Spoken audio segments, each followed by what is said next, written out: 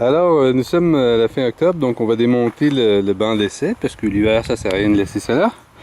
Donc, le mécanisme en bulle n'a jamais coulé. En fait, il y a eu un gros bouchon de terre qui s'est formé.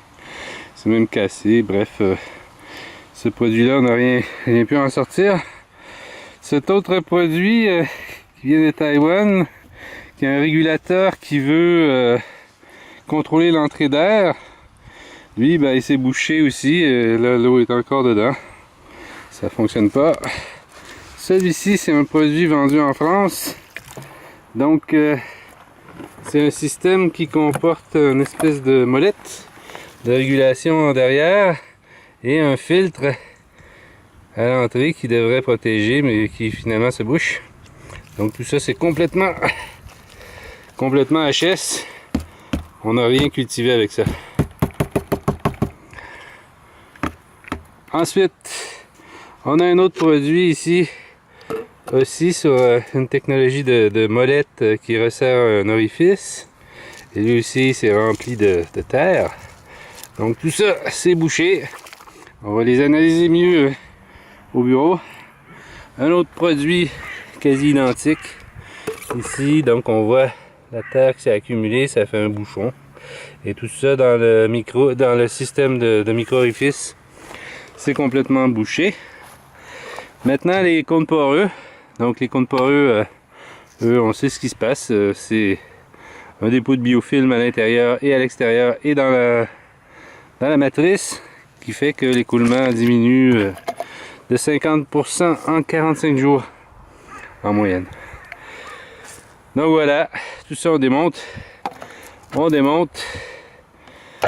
et on va dire à l'année prochaine pour d'autres tests. Lorsque l'on étudie des systèmes concurrents, on peut retrouver des bulles d'arrosage qui malheureusement se bouchent souvent avec un bouchon de terre et qui sont fragiles, risquent de se casser. Des systèmes poreux qui ont la particularité de se colmater avec les biofilms, le calcaire, les particules dans l'eau. Un système qu'on a trouvé à Taïwan qui lui aussi s'est bouché très rapidement parce que les micro-organismes et puis les impuretés dans l'eau se sont remplies, se sont rapidement bouchées.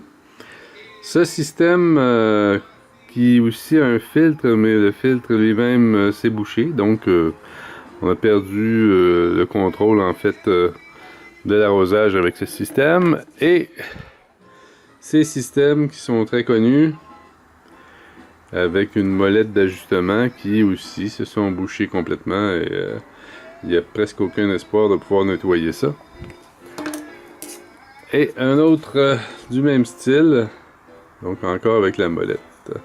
Lorsque l'on ouvre ces systèmes, à l'intérieur, eh bien, on voit que les systèmes de régulation eh bien, sont un peu contaminés par les saletés et que le petit orifice qui se trouve au bout se bouche et puis ça dérègle les systèmes. La même chose avec celui-ci, c'est quasiment la même construction.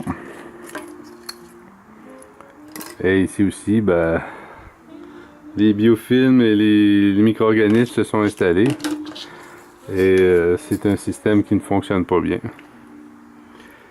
Celui-ci aussi, le même problème se présente. Alors, si on observe au microscope l'intérieur des régulateurs à micro-orifices, on voit des dépôts de biofilm.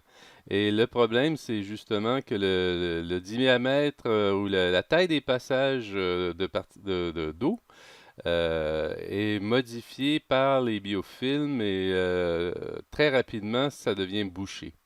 Donc, ce genre d'équipement à l'hôpital, ça fonctionne avec de l'eau très propre et la visite d'une infirmière qui vérifie tout à chaque heure. Mais dans un jardin, dans des conditions avec de l'eau non filtrée, eh bien, ce genre de situation se produit systématiquement et les systèmes se bouchent, mais en quelques jours. C'est le principal problème en fait des gouttes à gouttes traditionnels.